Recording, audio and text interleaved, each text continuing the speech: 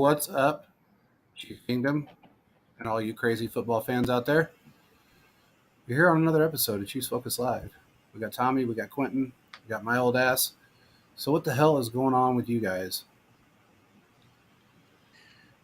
Hey, Clyde Edwards-Helaire will be the starting running back for the Kansas City Chiefs. Nice. You just smoked a big fatty, didn't you?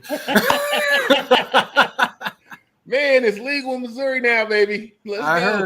I heard. Still don't make it right.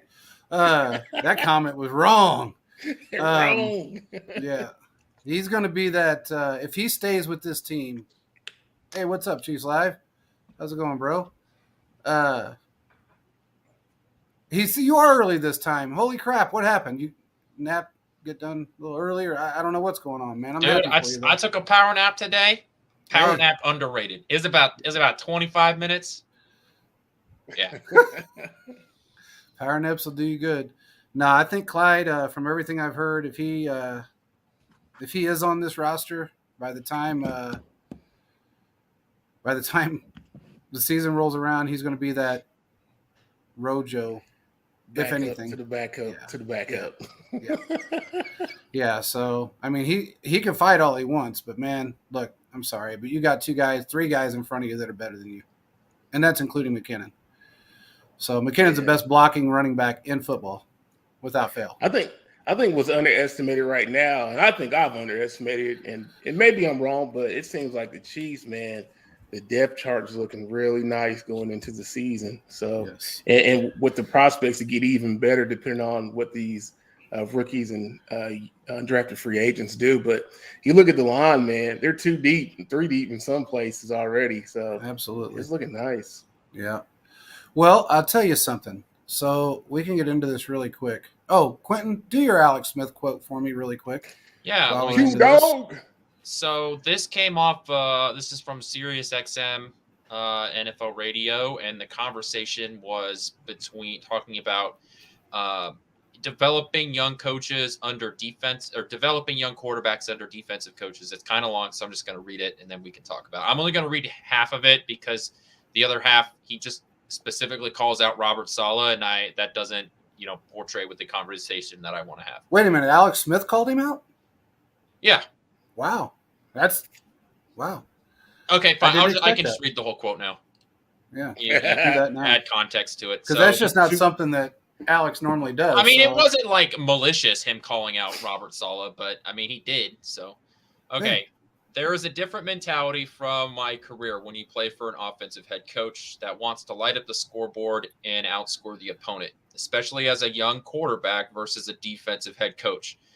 When really the coach's mentality is, hey, don't screw up, don't turn the ball over, don't put us in a bad situation. Robert Saleh, you're a great defensive mind and coordinator, but you have no idea how to develop a quarterback. The coordinator you hire never calls plays, so that's a completely different animal. And as much as you think you're prepared to handle the development of a young kid, you're not.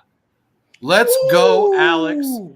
Bring it on, dude. That might be the most I've ever heard Alex speak out about something. Man, he don't speak up. That's awesome. More power to you, buddy. But it's true, though, right? Look, here's a really good example. What's Seattle's quarterback? What's his name? Geno Smith. When he was in New York, and I think was Rex Ryan the head coach then? Oh gosh, they've had so many. No, because wasn't Butt Fumble the Mark Sanchez there for the Rex Ryan career? Yeah, he was there. Yeah. Well, whoever, because I think if I ain't mistaken, I thought he had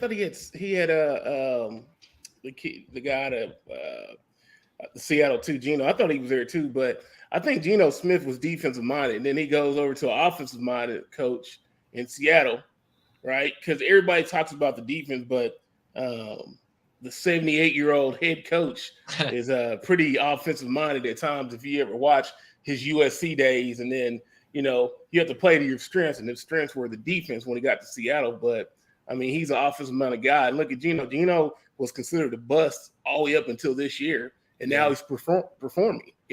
So I would say what Alex Smith had to say has a lot of truth to it. Absolutely. That's why you don't see, and this is the argument that I made so many times, and it had no bearing on anything that had to do with the other stuff that went on with Eric Bieniemy. That's why you don't see running backs as head coaches. You can go back in the history of time, find me 3 running back head coaches that actually did anything. Three head coaches that were running backs. If you can find 3 that became a head coach and did anything in the league, there's a reason why. And there's no different than Matt Patricia, Mr. Pencil with the fucking laminated page. I'm telling you, man, I That's don't stupid. trust the guy. It's just dumb. I mean, look, man, they sell dry erase markers if you got a laminated page, and this dumb bitch still uses a number 2. I don't know what his deal is, but anyway, the whole thing is he is a defensive-minded coach. When he went to Detroit, he fell on his ass because all he knows is defense. When he went back to New England and Belichick wisely, if you want to call it that, made him offensive coordinator, they fell on their ass. So it's not wrong what Alex said. You have to be able to – you got to be a well-rounded coach to get to a Super Bowl. It's just that simple. And if you don't know how to do that, you bring the people in that do. You bring in the position coaches, the defensive, offensive coordinators that know how to get you where you need to be. That's just the way it is. Herbert's the same way. Herbert has struggled. I mean, not struggled, but I would say he has struggled to be successful in terms of wins and losses with the Chargers. And one of the main reasons is because their head coach is defensive-minded. And he's an idiot.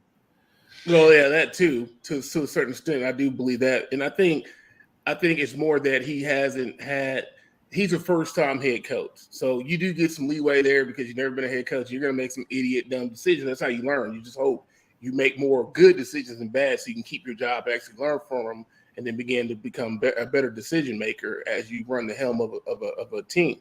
But the other thing is that if you put Justin Herbert with the offensive-minded coach, he would be on the same level as Joe Burrow. Oh, absolutely. You see what I'm saying? He'd be on that tier. And then you put him with a team that has a halfway decent roster, and then he's a playoff caliber quarterback and would have a team in the playoffs every single year just for the simple fact that his arm talent alone and his athletic ability, because the kid is really athletic for how big he is. I mean, he reminds me of Josh Allen, except he can throw. He's more accurate. Got a better arm. Better. Yeah, he's got a better arm than yeah. Allen. I mean, he's more accurate, and he makes better decisions. He doesn't make the. Way better. Granted, I know in that playoff game that was just a debacle, and I think a lot of that was on play calls from their idiot head coach. But or get a running game that would help. That would help him. I mean, to have something. But I think you put him with if he was with Seattle, or if he was with even the Vikings with their roster, holy crap. If he was with the Broncos, they would be a problem. Like literally, if Sean Payton had him with that defense, it would be, neck to neck, the Chiefs and I bet he wishes he had him too, compared to Russell. I was more worried about Sean Payton going to the Chargers than I was him going to the Broncos. Yeah, me too. Yeah, of course. Too. Yeah, 100%. Yeah. Well, we know that idiot's on the hot seat this year. And look, man, I get what you're saying about learning from your mistakes. He didn't, because in his second year, he made bigger mistakes. He didn't care about his players. Wouldn't we say that he overcorrected? Because to be honest with you, I didn't like it because he was doing it to the Chiefs and we couldn't stop him most of the time. But I was actually okay with him going forward on fourth down his first year because he was making more of them than he was failing at them. And it puts a whole different spin from a defensive perspective on how you have to stop a team, because now you can't just depend on 3 and out. You got to plan on playing 4 down. So I really like that part of it. But I think the problem is that it's just like it is for a player. It's the same with the coach. He lost confidence in that. He started listening to other people. And you know how it is. For you to get to that level, you may have to tweak some things, but you got to believe in who you are, and what you do is what you do, right? Yeah. If you're going to have a system, and your whole system for going on fourth down is like, hey, we're going to listen to the analytics, and we're pretty much just going to listen to the analytics, then you have to stick to that. You have to stick to your guns no matter the backlash, because if it isn't working, of course the media, of course fans and other players around the league are going to start calling you out because it isn't working, because objectively it looks bad. But if you trust your system, then you need to be able to stick to it. And I think there was a crack in the foundation over that first offseason. So going into his second year where there were some bad calls that he made and from the outside looking in. And I think he finally, maybe it was ownership that said, hey, you got to stop doing that. Maybe it was the media, or maybe he was just like, I need to make adjustments. Or it could have just been the players that said, quit putting me in this shit ass position. Look, man, when you're a head coach and you have to rely on going on fourth down that many times, you're not doing your job. It's that simple. And I looked at the Eagles and I thought the same thing this past season. They went on fourth down, I think, more than any team in the NFL. That doesn't make you great. That doesn't make you a well-rounded football team when you have to go for it on fourth down so many times. I'm sorry. But but you got to take into consideration. I agree to that to a certain extent, though, JP. But you got to take into consideration, though, too, is that the Eagles usually when they go, it was 4th and 1, 4th and 2, and they're a predominantly run-first football team.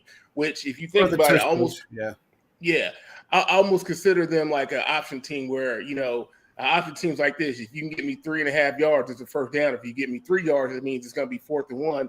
And if we're anywhere close to the middle of the field, we're probably going to go for it. That's kind of like the mentality of what the Eagles ran. But I do think like that kind of mentality can get you in trouble because it is the NFL. And just like the Wildcat, just like the spread offense, like every time that something comes in the NFL and it's a hot take and everybody starts to do it, somebody will find a way to stop the 1 yard push. It's an evolution. They're going to end up taking it out of they were going to take it out this year and they didn't, but I think it's going to be gone by next year. They're not going to allow the tush push anymore. And I think they should. I think they're going to, I think this year we're going to see, because I guarantee you, man, NFL teams are scheming because if you think about it, a 4th and 1, especially at the goal line, can mean a win or loss in the Super Bowl easily. So guess what? If you know the Eagles are that good and they're going to put themselves most likely in that same situation, and you as a defensive coordinator are going to have to stop that to win a Super Bowl, you're going to best figure out a way to do it. So I guarantee you we're going to see them complete that at a lesser percentage this year. Guaranteed. More than likely. I just don't like the idea of the fact that you've got 2 or 3 300-pound men shoving a guy over a line, when everybody's already gotten, low. It should, to me, I think it's just kind of a chicken shit way of getting a first down, especially when you do it numerous times over and over and over and over again. It's like, man, if you can't do it the right way or the way the game is supposed to be played, then you shouldn't be playing. And I know they're a predominantly run-first team, but that doesn't say a whole lot about their faith in, even though they gave him a fat-ass contract, I don't know how much faith they actually had in their quarterback there. Jalen Hurts. Because, you're talking about this guy is supposed to be a great quarterback. He's supposed to have a great arm. I understand he's a running quarterback. I get all that. But still, Lamar Jackson was a great running quarterback. How many times has he been injured now? I don't know, man. To me, it's just going to be a different story. But their body build is different, too. I think that has a lot to do with, absolutely. Like Michael Vick was just such a freak, though. I don't think that Jalen Hurts can even come close to matching the speed, right, of Michael Vick. Michael Vick was he's like, dude, how? I don't even understand how you run that fast and can throw the ball that far and all that stuff. I think Hurts is more, and I hate to say this because he has improved so much on his passing, but he's more of an option quarterback. He's just a National Football League option quarterback. And he's improving his throwing ability, which makes him the quintessential National Football League quarterback because he's a dual threat. And over the last 15 years, from high school all the way up to the pros, you've heard coaches say that the next generation of quarterbacks are going to be the dual threat quarterback, just like the kid out of Florida that the Colts took. The kid runs Richardson. a 4-4. Yeah, he had 80-yard touchdown run, and he can throw the ball 80-something yards in the air. So that's where it's coming to. And you got to think of it in this way. Like Mahomes is not your mad runner, but he's athletic enough he can hurt you with his legs like he did in the Super Bowl. He's a scared runner. Right. He's always faster than the guy behind him. Yeah. But he's got a sixth sense, and that's the difference, man. Mahomes can feel the pressure. He can feel when the blitz is coming. He can see things break down before they break down, and he understands that they're going to break down. But he also uses his eyes and his hands, and he throws defenses off because of the way he runs the ball.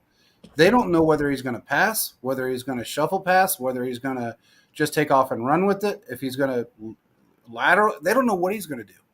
And that's because of the way as he's running, his eyes and his hand movements throw defenses off. And they can't get a read on him. And that's the difference between him and like a Joe Burrow.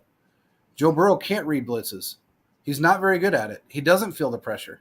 So you can blame his offensive line all day long. But again, if he could feel that pressure and he was more athletic and had that sense of feeling the pressure coming to him or understanding how to read a blitz better than he does, especially the inside blitz, he would not get sacked as much. So, I hate to say this, but I think the bet, and I really do, I really hate saying this, but I think the best thing ever to happen to Patrick Mahomes was losing Tyreek Hill. Oh, hell yeah. It was the best thing that ever happened to him. Absolutely. Because it made him involved as a quarterback. It made him begin to do what the great quarterbacks do, is they're able to scan the entire field. Because let's be honest, every play has a hot route or a key route that you're going to. The play is built to go to this player specifically. But as you know, in the NFL, that's not always going to be open. So you have 2 to 3 other wide receivers in the pass route.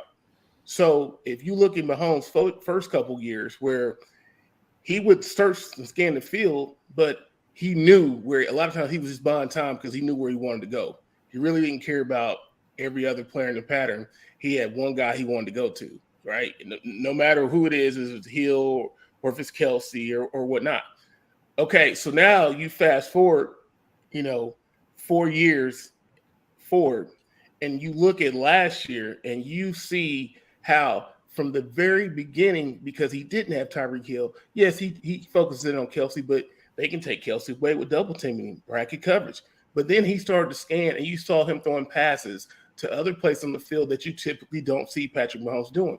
And what that did for the rest of the NFL was they were like, oh, well, we can't just sit back in Tampa 2 coverage the whole time and just wait on Mahomes to make a mistake and throw it downfield, because now he's dicing our defense apart. And what they realized was that once he started doing it, Mahomes grew with confidence. So now, not only did you have the long passing attack that he already, perfected, now he's dicing up the field. And what is your options to stop him? You don't have any. If you look at the Super Bowl in the second half, he literally torched their defense up and down the field, and he really didn't throw a pass over 30 yards.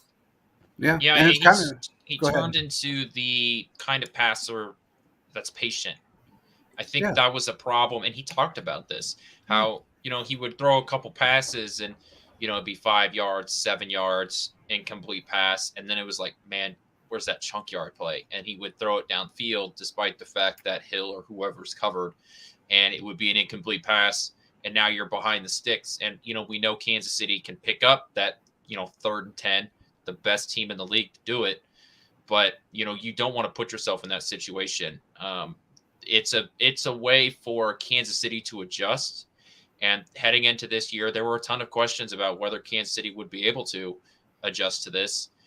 And a lot of that credit goes towards the coaching staff and being able to adjust to this. And I want to take this back towards the Alex Smith quote, right?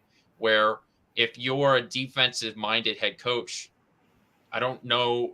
Actually, I'm very confident that the offense doesn't make that switch, right? You have the offense that is able to move the ball down the field and score, but when you need to make the adjustments, that's what the NFL is. It's a league of making adjustments. It's the not for long league, not just because players don't spend a lot of time there, but because certain things don't work for long. You talked about the Wildcat earlier and how, that was hot for like a minute and a half. And then that was it, because teams spend so much time looking into what they're doing, what other teams are doing. And once there's film on a guy, and if you only have the one punch, that's it. Goodbye. Yeah, we've talked about this numerous times that, we became predictable with Tyreek Hill.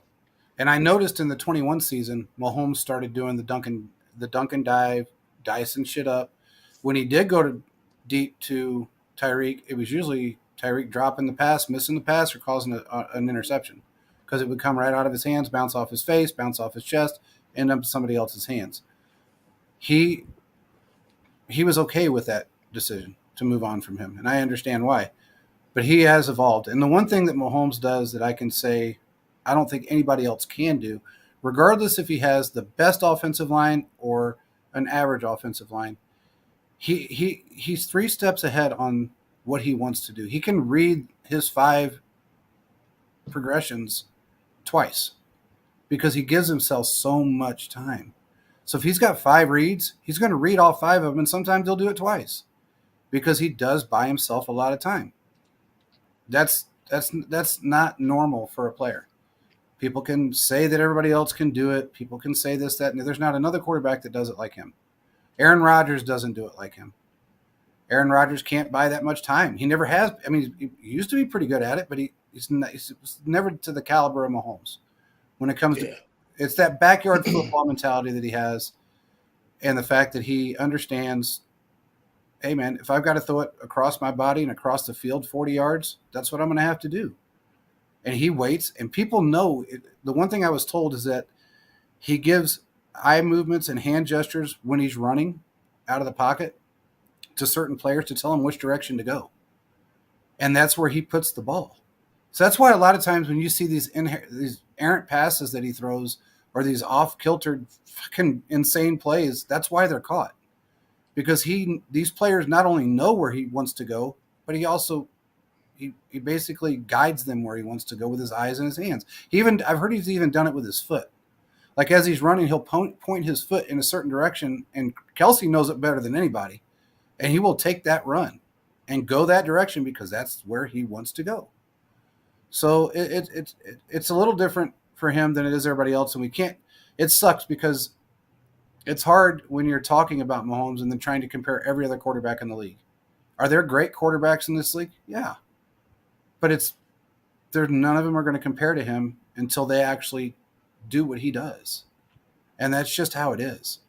But Reset said Lamar never got hurt. He was always in the pocket. That's not true. He got hurt in the end zone, running in to the end zone, and they took his ankle out. That was one of his ankle injuries. Also, Reset said something about this he's got going on. Yeah, I want to let me throw this back to the Alex Smith comment one more time. Go ahead. I think, what he's talking about there is the NFL has become so much, towards the offense, right? We're talking about how it's a passing league and it's really an offensive league. And, I think this begs the question. We talk about this in terms of quarterbacks, of how many quarterbacks really move the needle for you. Derek Carr, Kirk Cousins, Ryan Tannehill, they don't really move the needle for you. They're just okay. They're just fine. They're not going to ruin anything for you. They're not going to blow the game out for you. And I think there's a lot of head coaches that are like that too. Yeah. There's a lot of head coaches that, I know going into the game, they're not going to completely, blow it up. They're not going to try and kick a 65-yard field goal and, have your team use all of their timeouts to avoid delay of games because they can't get play calls in. But there's also on the flip side of that, there's some, guys that just aren't able to coach up their players the same way that, the best are, the Bill Belichick's and the Andy Reids of the world. Yeah, so I agree. When we're looking at that too, I think it's harder to determine that until you get years of experience, because obviously they're not on the field. I can't judge I can't judge. There's no stats. There's no coaching stats besides wins and losses. But so when Alex Smith is saying that, let's take Sean McDermott, right, the Bills head coach. I think that they are in a situation where Sean McDermott is a good head coach. Just objectively speaking, he is a good head coach. You don't end up winning a division and all the success that Buffalo has had with a bad head coach. But the conversation should be had is, because he's a defensive-minded head coach, is he limiting Josh Allen? So they're in a spot where, what do you do? Do you let go of the guy that you objectively know is a good head coach to try and reach out there to get a better head coach? There are teams that are in that exact situation, but in terms of their head coach, it's the quarterback, right? Yeah.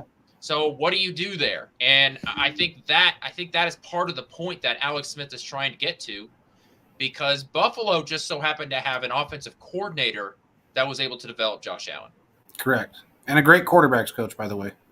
Yeah, I mean, there's a reason why he was able to get a job in New York. Yeah. Well, I think you just answered your own question too. That is, get a better offensive coordinator. If you had an offensive coordinator under a defensive head coach that was able to elevate the game of your quarterback, and now you've seen a regression since he's left, then there lies the problem, is that you have to replace that with an up-and-coming offensive coordinator that's going to be focused on specifically bringing Josh Allen's game or any other quarterback's game to the forefront. And as a defensive-minded coach, they don't believe in offense first. They're going to practice more defense than offense. It's just how it is. And the offensive coaches, like Andy Reid, practice more offense than defense. As simple as that, because they know where their money lies in their coaching strategy. So if you want Josh Allen to reach that level or go beyond it, as Coach McDermott wants him to, you're going to have to find that. You're going to have to figure that out. And that kind of makes me question the whole thing with Dak Prescott, because I personally do not think that. I think Dak Prescott is an average NFL quarterback. I truly do. People disagree with me. I think he is. I'm sorry, and I'm not. Average. There's no shot at him. You're 16 of 32 quarterbacks in the world for the National Football League. That's not a bad place to be, but I don't think that you win a Super Bowl with Dak Prescott at quarterback, as you saw in the playoffs last year. So, and I can't remember. I think Kellen Moore. Where did Kellen Moore? Did he go to the Chargers? I want to think. Did he go to the Chargers as the offensive coordinator? I think he did. Yeah, so yeah, I believe so. Yes. They believe that he is going to improve Justin Herbert's game. But here's the thing, though, man. My question is. Go ahead. Mm-hmm. What's your question? Well, no, my question is, what was it? Justin? Is it going to be Kellen Moore? Is actually a good offensive coordinator that was being held back by a defensive-minded coach in Dallas, or is he not that good of an offensive coordinator? That's what you just hit the nail on the head, dude. That's exactly what I was going to get at. You can have a defensive-minded coach, but you also have to have a coach that has an open mind, that it doesn't have a giant ego. And if they have a giant ego, I don't care who you bring in for offensive coordinator or whatever the coordinator is that you want to bring in, he can change things. He can make things, unless you're lucky enough to become the offensive coordinator of the Giants and have 100% of the play calling abilities and nobody can change your calls, that's a different story. That's what Kafka got. But if a head coach doesn't have the foresight or the mindset to be able to be open-minded and allow an offensive coordinator to coach the way he should be coaching, what good is it? I mean, you can bring all the talent you want. It's all about that head coach and his mentality. That's what I love about Andy, is the fact that, you know what? He's not a defensive-minded coach, so he brings in the best it is. You're exactly right. That was the point that I was going to jump in and make, is that you have Andy Reid, who's an offensive-minded guy, and he said this multiple times throughout the years he's been here. He just lets the defense do their thing. Yeah. He goes through and he's like, I'm offense. I'm an offensive guy. Yeah, I'll be there for some of the meetings. I'll give my 2 cents. I'll work with my defensive coordinator because he is a coordinator. But other than that, Steve Spagnuolo, that's your defense. You do what you got to do. I think we've just sort of talked about what a ton of people go through every day, is that if you're in a bad work environment, it's not going to work. And if you have a toxic work environment with an offense or defensive coordinator or a head coach that wants to control the coordinator, that's also not going to work. You have to work together with your coordinators. You do have to have a system that works together. No one man can do it all. And the point of this show was to talk about some of the stuff coming out about Matt Nagy and people questioning whether Nagy can do that. Yeah.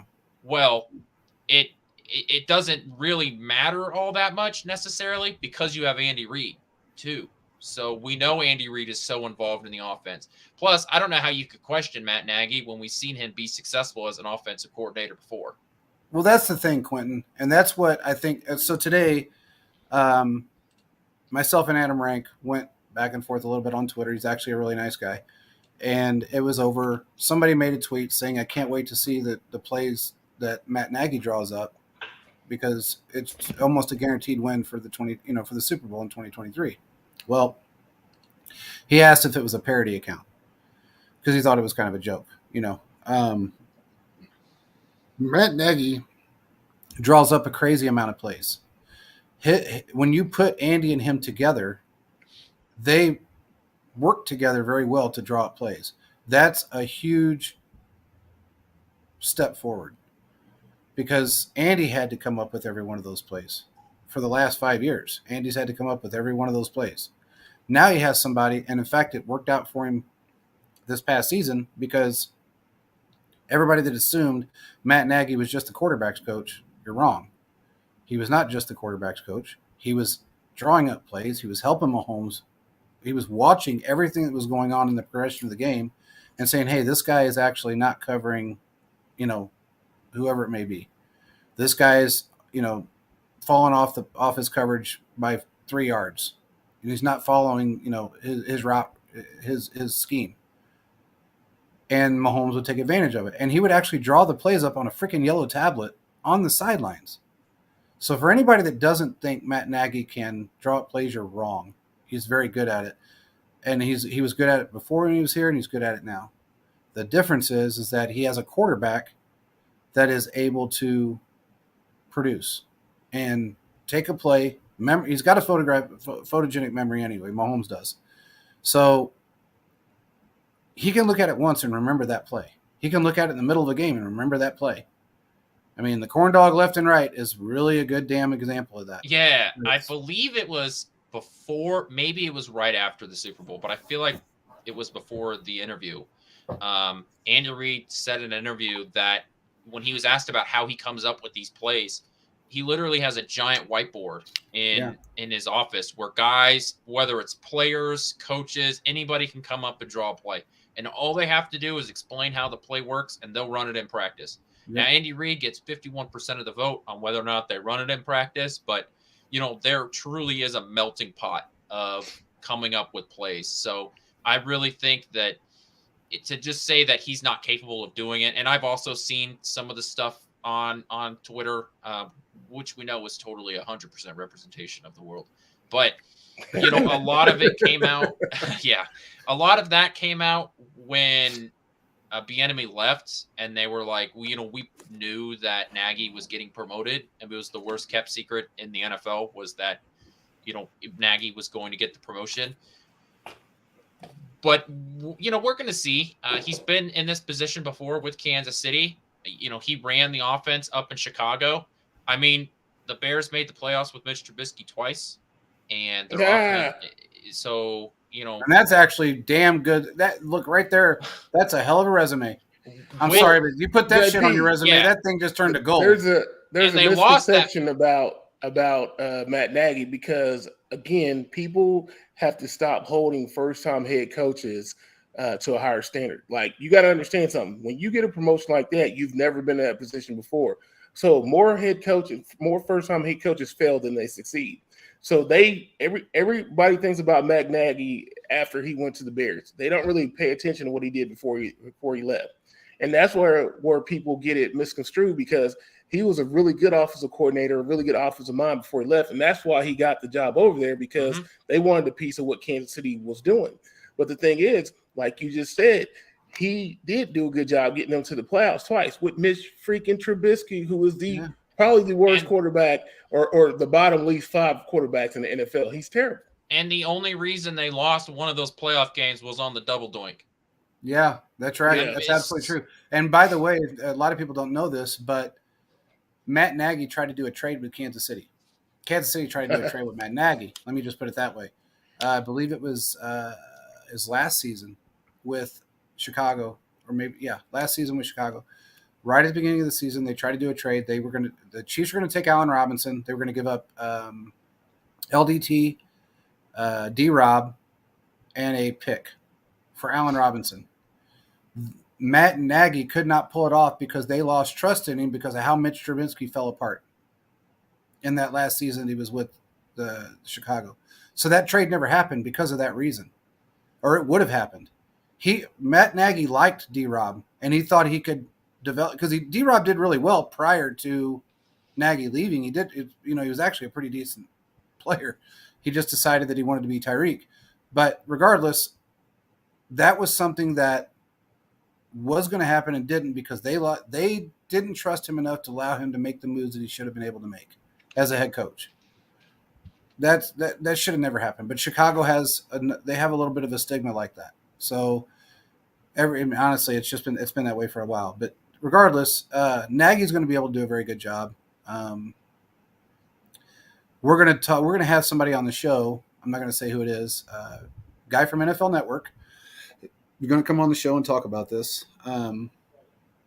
Actually, next Thursday. So we will have him on and we'll go over that conversation with him. But regardless, he's going to do a good job. He's done a good job in the past. He knows how to draw up plays. He's probably one of the better offensive coordinators out there when it comes to drawing up plays. So I wouldn't worry too much about Nagy being there. He pretty much was the offensive coordinator last year. I mean, I'm sorry, but he was. He was the assistant to Andy, and he drew up plays, and he helped Mahomes a whole lot. And he helped the rest of the offense a whole lot. In fact, I don't know if anybody noticed, but Matt Nagy was the one sitting next to Mahomes on the bench almost every game, almost after almost every play. It was Nagy sitting there with him. It wasn't Bieniemy. It was Nagy. There was a couple of times Bieniemy was sitting on the opposite side, but he wasn't saying much. I'm not slamming the man. I'm just saying Nagy's very good at what he does. And you're right. First-time head coaches do fail. It is what it is, especially if you're with a shit organization, an organization that just doesn't trust you. That's just like Bieniemy. Like next year, I don't think if Washington struggles, I don't think you hold it against Bieniemy. Look what he's going to. You have a crap owner that they're about to sell the team. You have who the hell knows what type of quarterback situation you have. You know it's pretty bad right now. Right? I can't even remember that guy's name. I think it's Sam Howell. That's it. But I was like, I'm not even sure. I was going to say Sam Jones. Your defense took a step back, yeah. So your defense is not as good as it was. So, like, he's coming into a really fire situation, and he's going to have to really remold that entire team. So, I think where you judge a football coach in situations and scenarios like this is when you come out to play, is your team well coached? Is your team disciplined? Kind of like the Texans were last year. Like, they fired Lovey, but I think Lovey did a hell of a job of what he had. I do too. You know what I'm saying? And Lovey's been shit on his entire career. I'm sorry, but he has. He just has been. He's been a great head coach for many years, and I think he got shit on pretty much his entire career. But let's go to some of these questions. So yeah, I want to talk about Reset. Reset says, which X factor you have with who will be this season? He's got. He thinks it'll be MVS or Richie James. Who wants to go first? I don't know. What do you mean by X factor? I think like who's gonna? I think he means a guy that sort of comes out of nowhere and performs. I think he's just talking about in general who's going to be that wide receiver that is going to be the guy as a wide receiver. I mean, I think at least the team has pointed towards Kadarius Toney being the guy, but I'm just not convinced he can stay healthy for an entire year. So see that thing in his name? Yeah. I mean, MVS, we know who he is. I don't think that he can be an X factor. He's a 600 to an 850 yard receiver. We talked about this, I believe, on Tuesday. Nothing wrong with that. You need a guy like that. He's a staple. You know what you're going to get. And he can come up and when he's needed, like he did in the AFC Championship game, and he can produce. And so there's nothing wrong with what MVS provides you. I think people are underrating Richie James. I know he has 8 fumbles in his career, but he's been a guy that seems to continue to get better. He's gone from 130, 165, 394, 596. So every year he seems to get a little better and better. And I think in this system, I think he can get real opportunities. He's probably your 3rd wide receiver heading into the year. Maybe 4th, probably behind Sky Moore. But inevitably, guys are going to get hurt. And I think he's going to see the field a little more than what people give him credit for. So I think he could be a 700-yard guy. But, we'll just have to see going into the season, depending on his snaps. Yeah, I really think this year your X factor is going to be a 3-headed monster. I hate to say that. Yeah. And what I mean by that is that you got to think Scott Moore and Kadarius Toney are 100% going to be involved in that mix, and then it's either going to be Richie James or Rice. I mean, if you think about how much do you think Rice gets on the field? I think he's a little bit more than Scott Moore. I think he's probably about 15 to 20% more of what Scott Moore did this year. And the reason why I say that is because the size of Rice. I think Rice's size, because when you lost Juju, you lost size. So I think you can make up Juju in a lot of ways with Kadarius and with Scott Moore. I think you can, because I think they're really good in the flats. I think they got really good hands. But I think what you lose is when you need someone to sit down in the zone, and you have these, tall linebackers that can cover, and you have linemen that can get in the lanes. You need something that will stick out so Mahomes can see it. And that's what you had in Juju Smith-Schuster. And I think that's where Rashee Rice is going to come in. I think they're really going to groom him. He's not going to give you the production of Juju Smith-Schuster. He's not going to replace it, not by himself, not as a rookie. But I believe that he's going to take that role. So when he goes out when he gets into the game, he's going to play that role. Now, how successful will he be? It just depends on how quickly he can come up with the offense. But I think the majority of your yardage are going to come from Kadarius Toney and Scott Moore, and they have to. And the reason why I say they have to is because what you said with who's our deep threat again? What's his name? MVS. MVS is not a one-trick pony, but the majority of his job is to run the coverage off. It's to stress downfield to keep the safeties off. Keep your safeties off of the underneath stuff. Well, if he's doing his job, that means you have to throw to the underneath stuff. And then once you start making that connection, that's when you go over the top, right? So you think about it. Where's your protection come from? It's going to be coming from the middle and the flats. And that's where Mahomes is going to focus. And that's where Scott Moore and Kadarius Toney going to be. And that's pretty much where Rashee Rice is going to live. I think the more that Rashee Rice catches the ball, the more that he'll be integrated into the offense. I think if he struggles at first, I think you see Andy Reid pull back on him, kind of like he did with Scott Moore, and then he may not recover for the rest of the season. But I just think that because of the body size and the need for the production being there, unlike what it was last year with having Juju, I think that Rashee Rice is going to have more opportunities than Scott Moore did last year. Okay, well, I think so too. I kind of agree with that. I do. Just because I think not only the fact is I think he's a little bit more, and I'm not slamming Sky in any way, but I think he's going to be able to pick up the playbook a little bit quicker.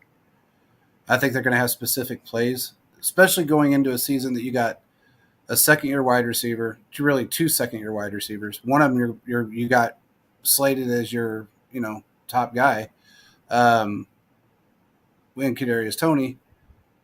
I think you're going to see different packages for each wide receiver to their skill set. And as the season progresses, they're going to give them a little bit more and a little bit more and a little bit more. Kind of like what they did with Toney last year.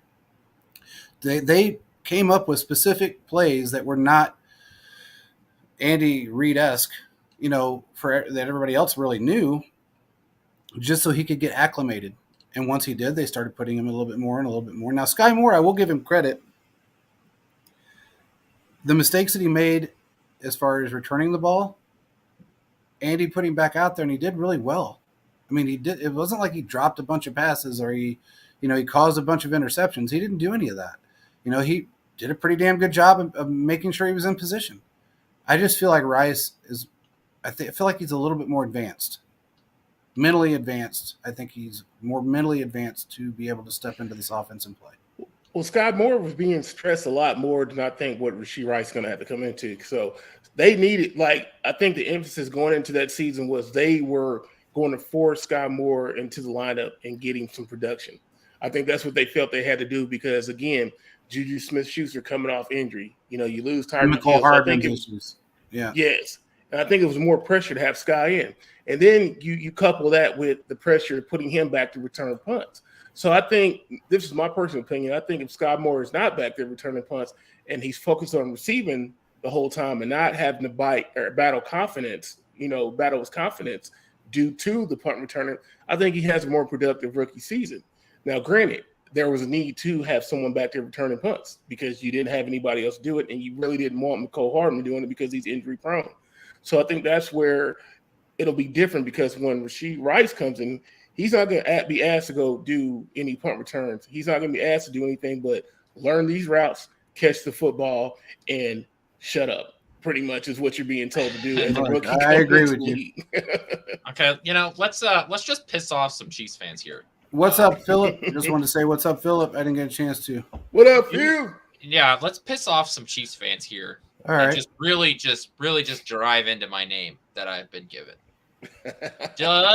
Has Travis Kelce peaked? No. He has. Last year, he had 1,338 yards, 12 touchdowns, and 110 receptions. I don't think he peaked. Is that it? Is that the top of the mountain? I don't think so. For going forward. I don't think it's the top of the mountain. How old is he? He's 33. I don't think it's the top of the mountain for him. He's still in great condition. And he will turn 34 during the season. Yes. I think so. Okay, let's talk about the peak for a second, because do I think Travis Kelce can be a really productive tight end for the next 3 years in the NFL? Yes. Do I think he is at the peak? I think this year is the peak of his physical, greatness. I don't think he'll ever, this is the last year that Travis Kelce will be able to do everything from A to Z in his game. I really feel that. Just because I think that, going forward after this season, it's obvious that the workload's got to come down, because if not, his body's going to continue to break down, and they want him. And they've even started load management with him a couple of years ago. So I think he'll be able to perform high the next 3 years, but I think Travis Kelce, going for 175 is probably not going to happen. Do I see Travis Kelce almost getting 100 yards every game? Yeah, 100 yards, and probably I think he'll probably do. Maybe he'll have 10 touchdowns this year, maybe 12 or something like that. You know what I'm saying? I could see that. If you're getting 100 yards and a touchdown most games out of your tight end, I don't care who you are in the NFL, you're happy with that. And I think that's what you got with Travis Kelce, because he's a mismatch. But I think the days of Kelce just absolutely dominating because can nobody touch him, I don't think he can do that game in and game out. Can he still do that? Yes, but I don't think he can do it for 17 straight games. I can't say that, man, because I just feel like he's kept himself in phenomenal condition. I go back because I remember the way Tony Gonzalez played for 17 straight years. And Tony, in his 16th year, was still putting up numbers that no other tight end could put up. His 17th year, he still put up really good numbers, but he decided to retire. He was it was almost to the point where he was burned out. Okay, he was like, okay, I'm done with football. It's 17 years. I'm kind of through. But Kelce's just that guy that he's a very large wide receiver. And I just feel like he's going to be able to go out there and be that security blanket for a couple more years, especially with the way we're playing. And I think the Chiefs feel the same way because they keep bringing all these new guys in, and they're not really grooming anybody this year for his position. I feel like he's going to have at least a minimum of 1,100 yards this year, and I think he's going to have another 10 touchdowns at least. And I think he's going to have another Super Bowl ring. No, I agree with you. I think he can easily do that, but I don't think okay, for instance, so here's my thing with Kelce is that Kelce is the greatest tight end of all time, my personal opinion. Absolutely. Chief or not, yeah. He's the greatest tight end of all time. But I think also too is that you got to consider that he has been extremely fortunate, except for the very first few years of his career, to be injury free. And that usually doesn't happen in the NFL. Usually you're going to go through a stint where it's like, dude, every, year, for a couple of years, you'll have something that's kind of, keeping you from being on the field. Now, he's had injuries. He's just been tough as hell, and he's fought through them. But the thing is that do you want Kelce to be fighting through injuries during 17 games, or do you want to load manage him, which is most likely going to reduce some of his stats, but you're going to have him for the biggest parts of the season, which is at the end. And I think that's what Chiefs look at it. I don't think that they are thinking oh, man, Travis can't do this. I think they know, and I think everybody else in the NFL knows that Travis can do this because Travis has been doing this. But at the same time, the first few weeks in the season are not as important. And I won't say the wins or loss aren't as important because they are. Every win and loss counts. But you're going to want to have Travis Kelce for the playoff run more than you're going to want to have Travis Kelce for the first 7 weeks of the season. Simple. Yeah. as Let me that. ask you Because this. if you go to a playoff game without Travis Kelce, you significantly handicap Mahomes. Mahomes and Kelce make everything else go in the offense. Okay, but let me ask you one question really quick, Quentin. Quentin, I'm going to ask this question. Okay, go ahead. Did anybody watch Kelsey play last year? And when I say this, I'm not being a smartass. The man has learned how to not get hit. That's a great point. He doesn't. I think part of the problem with Gronk and why his body broke down is so many times. With Gronk, I think he was just so large that guys would just go for his legs. Yeah. I'm not I don't mean to joke. I think he was so big that and the he was easiest way to take him down was to go stupid for that his he legs. allowed it to happen. Yeah, and I think that he was huge. That shimmy, dude is huge. That shimmy that Kelce does, he avoids taking some of those big hits. The point was, I didn't bring this up just to piss people off, though. Maybe I just lean into it at this point. The point I was making was, okay, Juju's gone. Kelce, I think that he goes back to what he put up in 2021, which was still an incredible year. It was, 1,125 yards, 92 receptions, and 9 touchdowns. But I think that this year, that 1,300-yard season, I do think that's probably his peak moving forward. So we have to find not only yards that we lost from Juju, but also a couple hundred yards from Travis Kelce. Because I do think that if Travis Kelce is going to make it to Tony Gonzalez level of age, if he's going to make it to his early or to his late 30s, I do think we do have to start having the conversation of load management and not having him on the field nearly as much.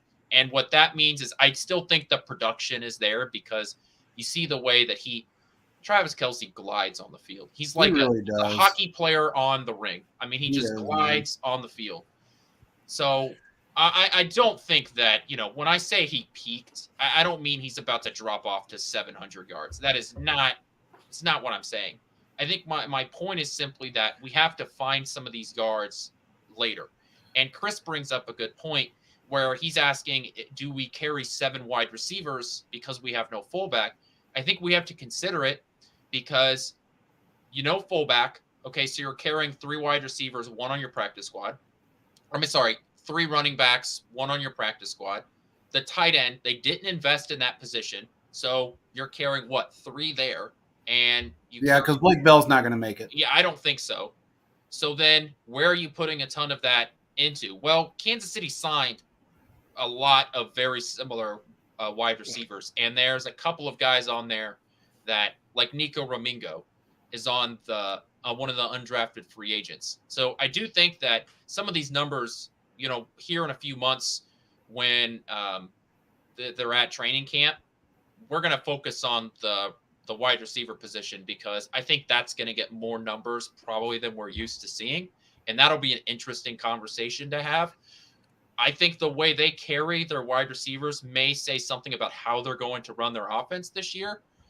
But the Travis Kelce, maybe Kansas City should look to depend on him just a little less. This is not a hot take that he's going to, become a 600-yard guy this year. That is not at all what I'm saying. But I do think they're going to reduce his punishment though. I think he reduces his own punishment. That's the difference. He reduces his own punishment. But you got to think about this though. You really have to think about this though. Okay, you added a game, so now we have 17 regular season games, right? And then you're thinking about he ages. Everybody gets a year older every year, so you do lose some of your physical ability every year. And he's playing 20 games every year. Exactly. So, but here's my point. I guess maybe the answer could be worded differently. Is that has he peaked physically? Maybe not. But has he peaked systematically? Probably so. And the reason is because they're going to reel him back because they want him for the long run. They'd rather have Travis Kelce getting 1,100 yards a year instead of getting those extra 200 yards and extra 3 touchdowns and have him for the next 4 years than using him up as much as they can for this year and next year, and then having him a mere shadow of himself for the following 3 years, if that makes sense. You want Kelce at the full strength for the long run. If Kansas City is up by 14, 17 with 10 minutes to go against the Raiders, do they pull him instead of having him get, that second, third touchdown on the day? Well, I kind of like what Chris said. He said Kelsey's aging like fine wine. I didn't like that comment. I thought it was funny. No wide receiver on the team will challenge his targets. You know what? I almost tend to agree just because, and I'm saying this just because of how I watched him progress as a player. He's always been very smart as a tight end. He knows what's going to keep him in the game the longest. He can last as far as running the routes. That's not going to affect him. He's got the energy level. He's in peak condition. It's not going to really affect him to play, 80, 90% of the snaps like he does. I think the fact that he is able to avoid the big hits, when he sees it coming, he just goes down. He doesn't allow these guys to punish him.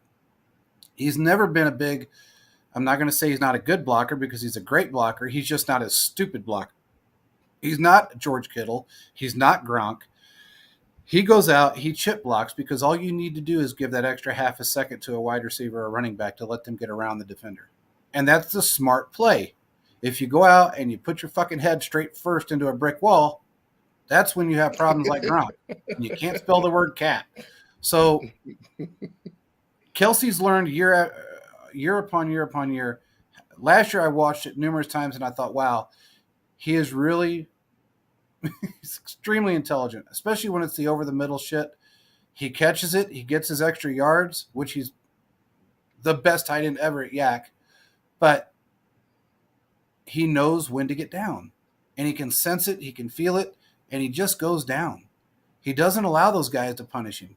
He doesn't fight for an extra 3 yards. When he feels those guys on him, okay, take me down. I just gained 7, 8, 9, 10, 15 more yards after the catch. What's an extra yard going to do for me? Got the first down. I think he's smart enough to be able to play at a very high level and continue to keep himself in good shape. That's just my thought on him.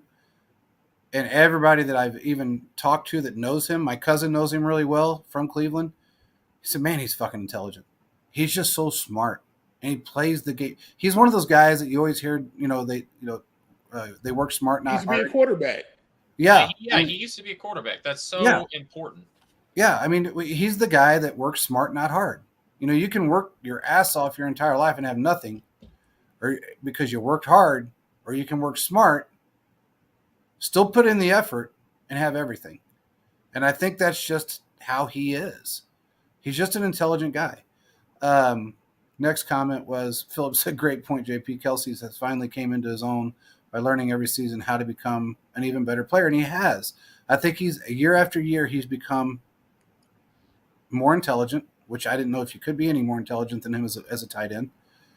But he's also become more aware of his surroundings, more aware of his age. He knows how old he is. He knows what his body's been through. He had one injury, major injury, in his entire career. Yeah, his first season. I will say this: I think if you gave him truth serum, I think Travis Kelce was more injured this year than we know. He was injured this year and last year more. If you remember during the AFC Championship game, we weren't sure if he was going to play because he had some back tightness. We know about that, though. That wasn't real. That was gamesmanship. That's all that was. I think that, he's been beat up these last couple of years with just taking so many hits coming off the line. That's why I think, you'd have to start some of this load management stuff, especially if your wide receiver room is significantly better to where you don't have to depend on Travis Kelce nearly as much. Because let's be honest, this offense was heavily dependent on Travis Kelce. I mean, your tight end went for 110 yards. I mean, and he's a star player, so it's fine. I'm not saying it's necessarily a bad thing, but, knock on wood, and I don't even want to say the next sentence.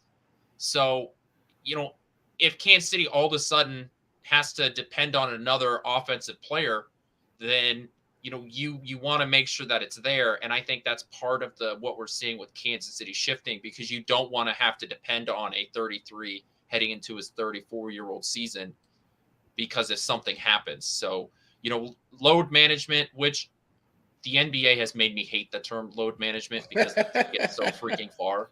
But, I do think for Travis Kelce, we do have to consider it if we want him to stay here for an extra couple of years. If you take away some of his snaps and put out instead of running two tight end or two wide receivers and a tight end, maybe you just run a 3 wide receiver set.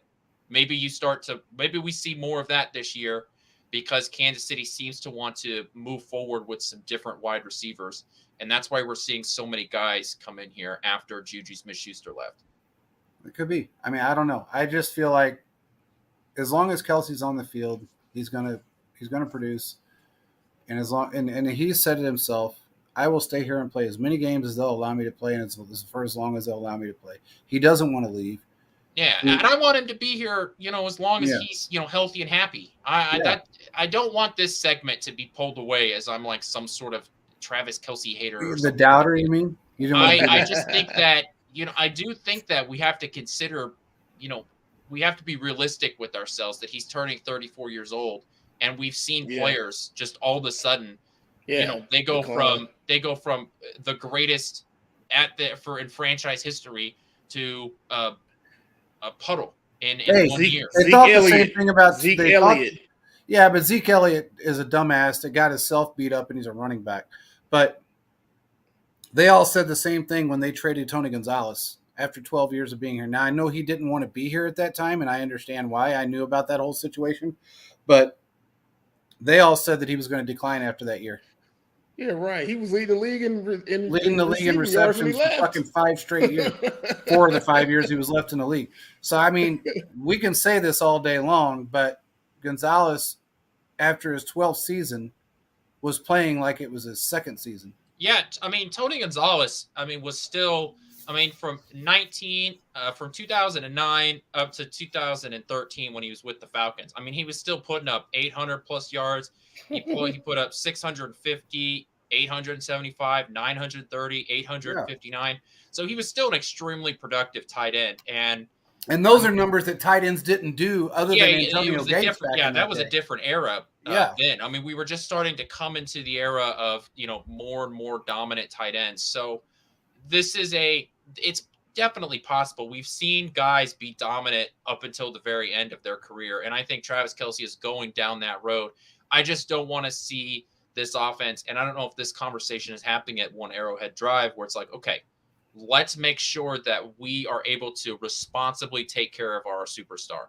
Sort of like what the Bills didn't not do with Von Miller, where he was so good that they just wanted to keep throwing him out there. And that's why he ended up injuring himself, was just because he was just out there too long.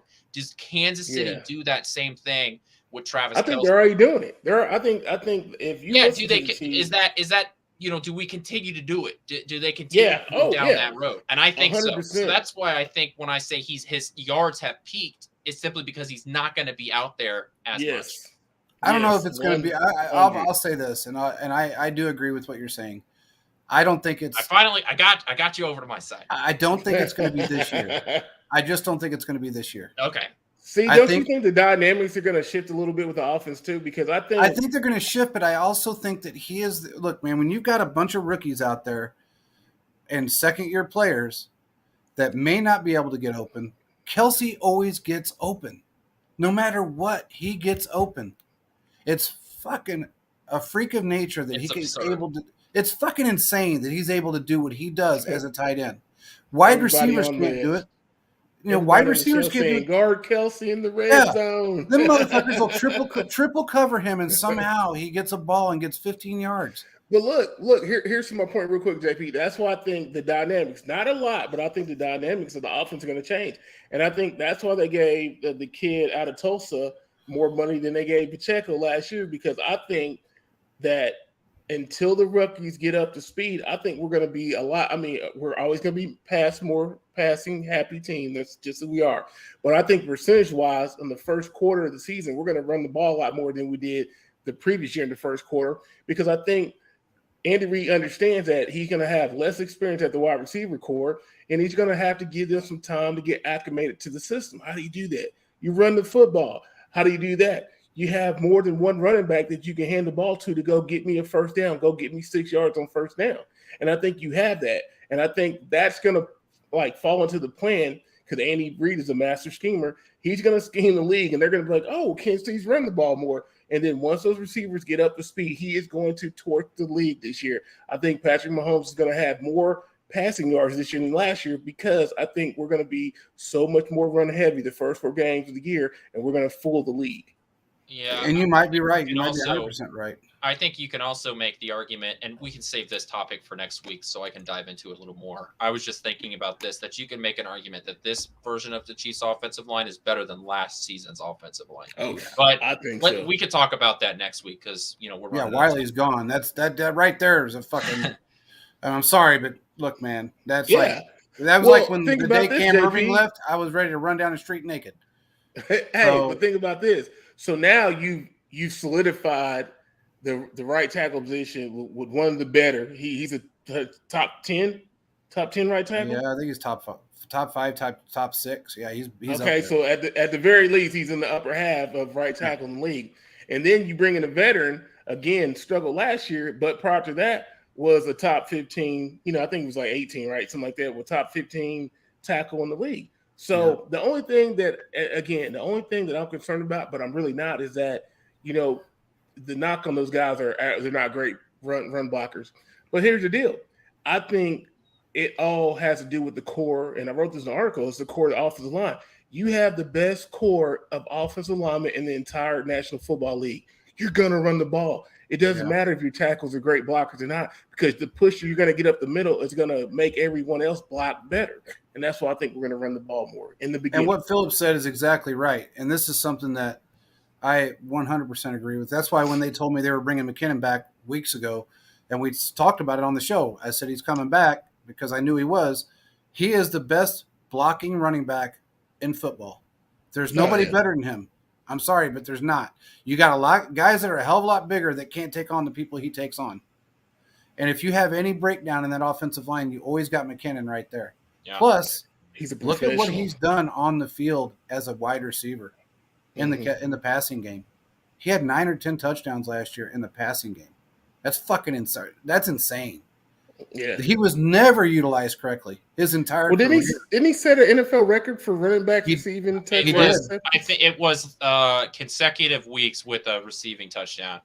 Yeah, he's got the most of any running back as a receiving touchdown in a season. I think he's got the single game record for running back receiving touchdowns in the season too. I think you're right too, Q. I think he had both of them. Yeah, because he had it was 8-9 weeks in a row. I think it was going from November and December. There was stupid. Yeah, it was like touchdown after touchdown. Yeah. Dude, I hope we beat Denver both times this year just to keep that streak alive, dude. Oh, that streak ain't going nowhere, dude. Denver, look, I have a lot of faith to a degree in Sean Payton, but also remember Sean Payton had Drew Brees from a very young age, where he's got a very stubborn, arrogant diva quarterback that he has to deal with right now. And I guarantee you, I'm going to ask my buddy in Denver if he still has his fucking office and his private chef still in the building. I don't know if he does or not. Oh, Russell, yeah. For some reason, I keep thinking the Saints. I was thinking because Peyton ain't one to – Sean Payton ain't one to play favorites, and he's definitely not going to let you sit there and – Oh, that dude's going to fall in line. Man, Russell Wilson's going to fall in line because he fell on his face, dude. He looked like a complete idiot last year. He literally looked like the worst quarterback in NFL last year. You know what I think? If you look up the definition of cringe, it's just a picture of man, when he was standing on that field with his arms out, spinning in circles, I thought, what the fuck is he doing? And players are walking by him looking at him like, is this fool on crack? Because he was just spinning in circles like he was meditating in a circle in the middle of the field. Okay, what the fuck? And then he comes out with this, I do everything 3 times. Okay, you can fuck up 3 times in a row. Well, you prove that. You can do a lot of dumb shit 3 times in a row.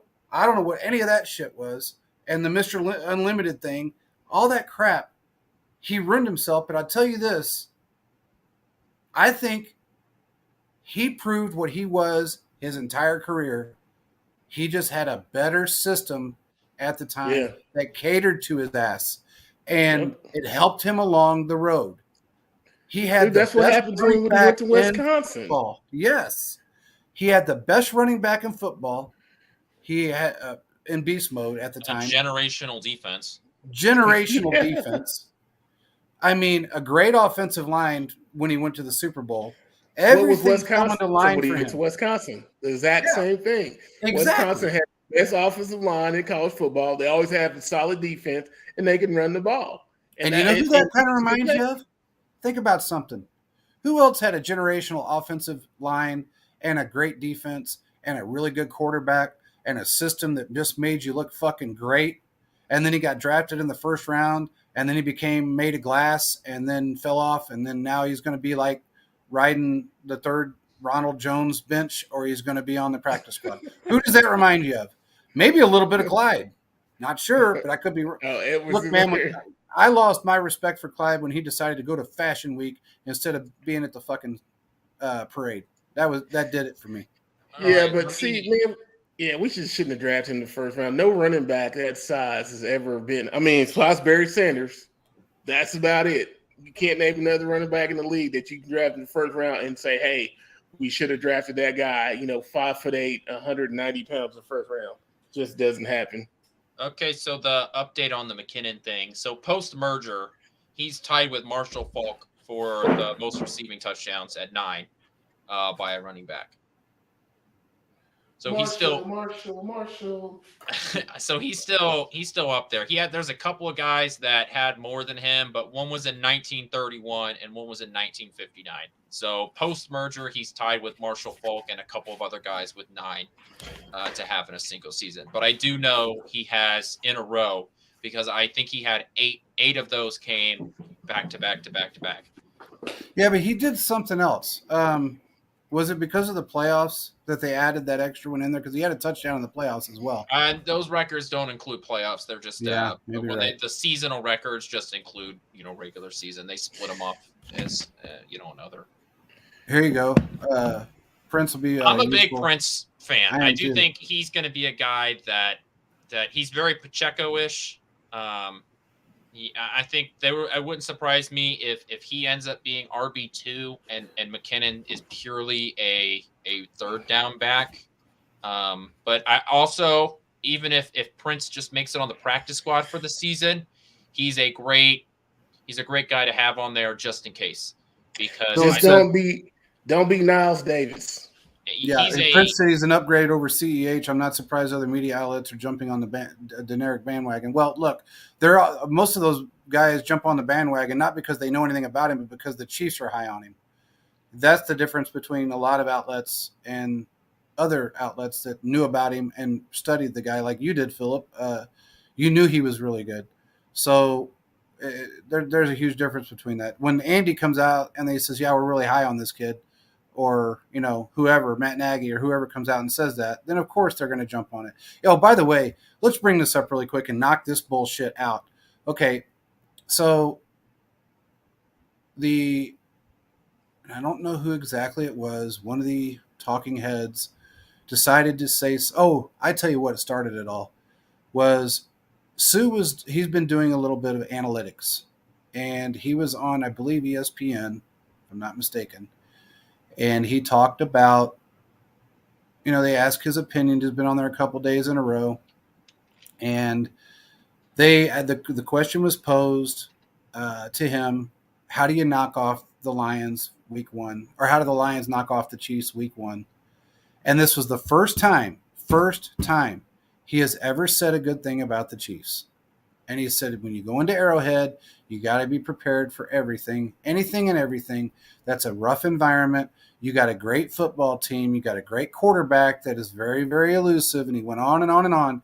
Then all of a sudden, the outlets in Kansas City decided to start writing bullshit articles about him signing with the Chiefs. He's going to be a late round defensive signing. Don't bank on that at all. Do not bank on that at all. I'm just saying it now. If it happens, it's an anomaly. They had a chance to sign him before and decided against it, and it wasn't because of money.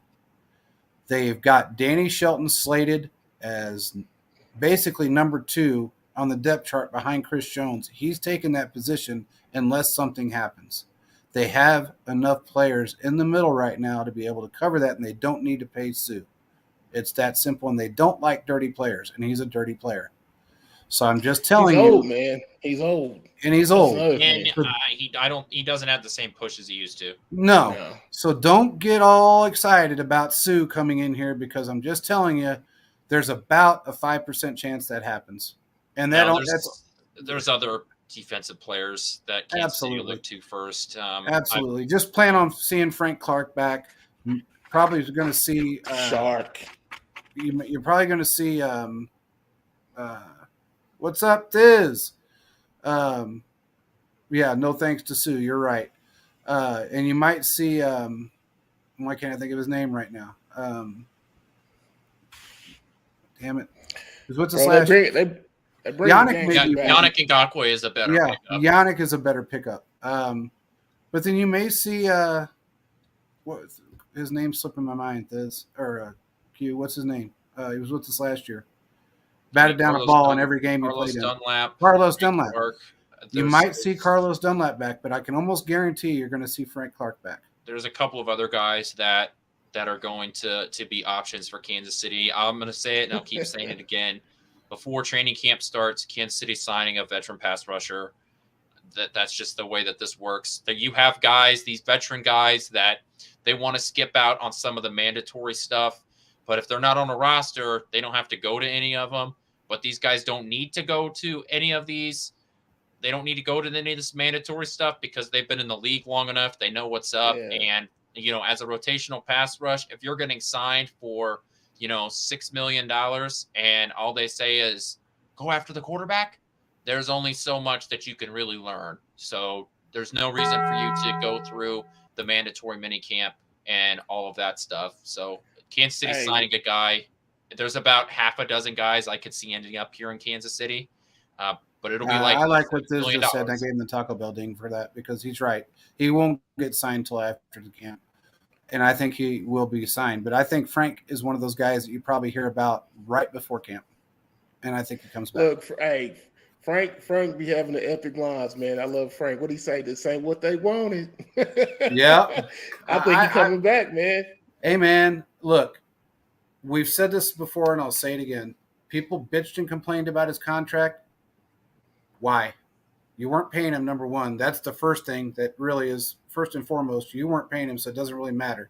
But second of all, that was the market for a premier edge rusher at that time. So we didn't do anything wrong. Veach didn't do anything wrong by signing him. You can't predict the future. You can't predict the fact that he's going to end up with a stomach illness that he's going to live with the rest of his life. You can't predict any of that shit. He still showed up when it mattered. He was in the backfield more than anybody, and he pushed everything over to the other side. Yeah, he didn't have every sack that everybody wanted, but he kept that damn side clean, and everybody else, defends the run really good. Damn good defends the run. Did you see how many running backs did you see go his direction? None. And the entire time he was with us. Too. Yeah, I mean he blows up screen passes like he does every time. Frank Clark he's a solid defense man. You can't go wrong with him, and if you bring him back, on which will probably be a really good deal, because he's already got the dead money he's going to get plus whatever else they give him. He's still going to be better than what you would get at least physically and money wise from another defensive player at his level because he's going to demand more money. And I think that's why you got a chance to bring Dunlap back too. I think Dunlap comes back, and I think he comes back for cheap because he's just chasing another ring. I mean, Dunlap's at the end of his career. The guy's got over 100 sacks. The guy he knocked down a pass in every single game he played in for the first every time he got in on the field he knocked it was like almost the first series of him being in the game he knocked the ball down. The guy was phenomenal. I'm sorry, but he was a very good player. And what he said after the Super Bowl really kind of solidified everything for him. Absolutely, Thiz. He absolutely will to be able to teach the rookie, and I agree. That with Karlaftis. Yeah, he did it with Karlaftis. So did Dunlap. I mean, those guys were huge help. Bringing him back, baby. Plus, he's Frank. I'd like to see him come back just because we're paying him $7 million either way. So if we can just give him another 7 and we pay him 14, I'd be okay with that. Yeah. Hey, look, man. I mean, that's okay with me. I'm not going to complain. I don't think he even asked for that much money. He turned down a deal with the Browns. I do know this. I'm going to say. He don't want to go there. Well, I will say this just because I don't really care if people like it or not, or if I may get in a little trouble, but it is what it is. He's been offered 3 jobs. 3. One with the Browns, one with Seattle, and I want to say the other one was with the Jets, but I can't be 100% sure if it was the Jets or not on that third one, but I know the first 2 for sure. He has turned down those jobs. He's turned down all 3 of those spots. So there's a reason why he turned them down, okay? It's not because he's looking to go to the fucking Falcons. Definitely doesn't want to go to the NFC South. He wants to come back to Kansas City. I've already been told this. He loves Kansas City. He loves the coaching staff. He loves Chris Jones. Chris Jones loves him. They love to play together, and he wants that fucking playoff record. And he knows his best opportunity to get that is in Kansas City. He knows that. And another ring. He knows that's his best opportunity to get it. So get mad at me if you want out there, whoever listens to this, but I'm saying it. I don't care. Tell him, JP.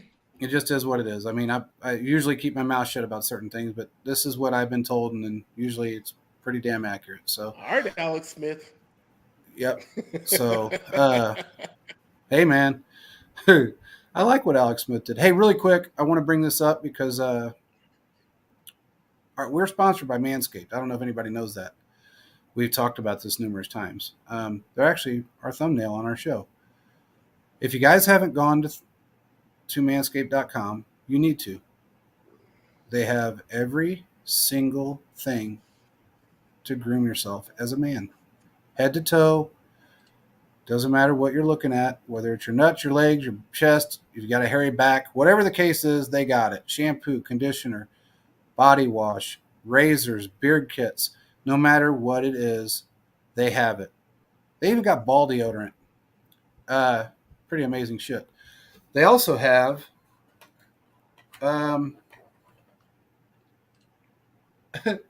it's called Crop Reviver. It actually revives your crop.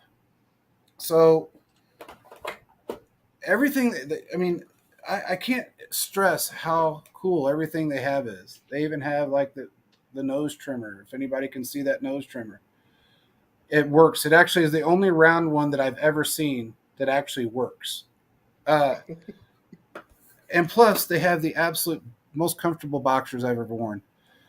If you go to manscaped.com and you use the promo code CheeseFocus, you will get 20% off your order. If you do, DM us the fact that you went and bought something, and we will enter you in for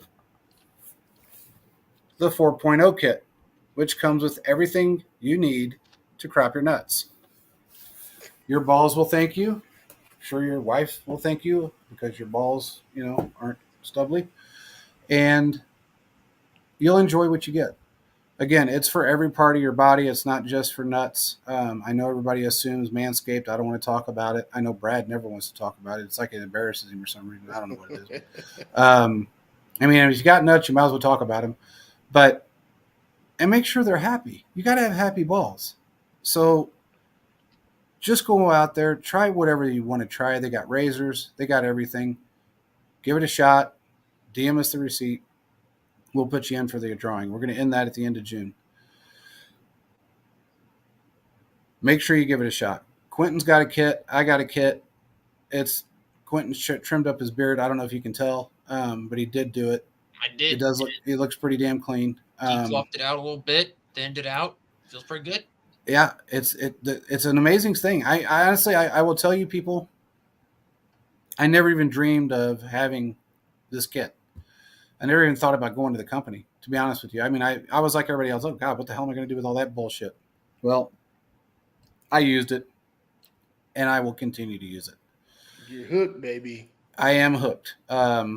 It's awesome shit. Women do it with another company. I'm not going to say their name because they don't sponsor us. Oh, yeah, Thiz got the same kit. Yeah. Thiz has got the same kit, and it's good shit. You can't. I don't know what else to say, man. I'm going to be real about it. They want you to do all these commercials and all this stuff. I'd rather not do the commercial and just be real about it. It's a really good product. They have a product out there for women that all guys like, apparently, because they're, buying it for their wives for everything. So why don't you just do yourself a favor and do your wife a favor and buy the stuff that you need to make yourself look good, smell good, and feel better about yourself. That's all I got to say. Remember, manscaped.com. This said it worked wonders on my road trip. I bet it did, buddy. Go to manscaped.com and use the promo code ChooseFocus. You get 20% off your order. And that's good through the end of June. So, and we'll probably have another promo code after that, but just give it a shot. With that being said, what else do you guys have? That's it for me. What about you, Tommy? That's it? Throwing up the deuces, baby. Well, I appreciate Manscaped for sponsoring our show, and I appreciate everybody for coming on. We will be back again on Tuesday, and again next week we do have a special guest coming on from the NFL Network, and we're going to have a little fun. So make sure you guys join in, tune in, do whatever you have to do. We will talk to you guys next week. Peace out, everybody.